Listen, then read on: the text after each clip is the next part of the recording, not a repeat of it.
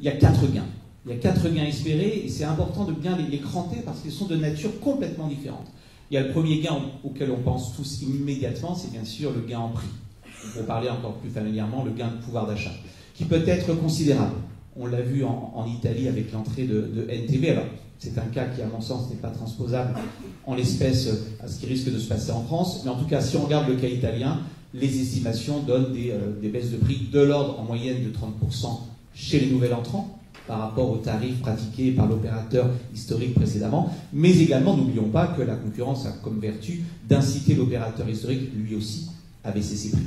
Alors, estimé en Italie de l'ordre de 15%. Là, vous parlez plutôt d'open access. Exactement, je suis sur l'open access. Pardon, je suis sur l'open access, tout à fait. Tout à fait. Donc le premier gain, c'est bien sûr le gain, je dirais, de baisse de prix qui se diffuse à l'ensemble du marché. Ça, c'est aussi important à le dire, comme je le dis souvent dans le transport aérien, le grand gagnant de l'entrée d'EasyJet, c'est le client d'Air France. Ça, c'est le premier facteur.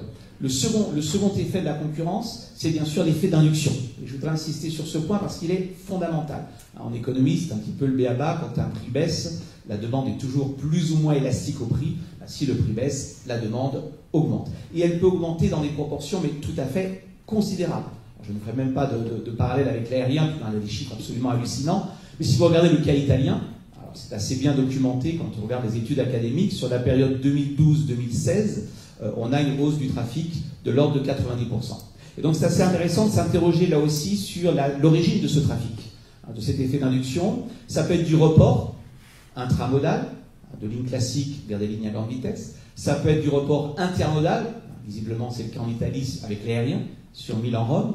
Mais c'est surtout des clients qui voyagent plus qu'avant, l'occasion faisant en quelque sorte, l'opportunité faisant l'occasion de voyager. Donc ça peut être une clientèle touristique, mais aussi une clientèle à laquelle on pense moins et qu'on a beaucoup vu dans l'aérien, une clientèle qu'on appelle, nous, spécialistes de l'aérien, les visiting friends and relatives, ceux qui ont des résidences secondaires, et qui, à la faveur des baisses de prix, vont aller plus souvent dans leur résidence secondaire. C'est aussi toute la clientèle affinitaire, régionale ou bien internationale.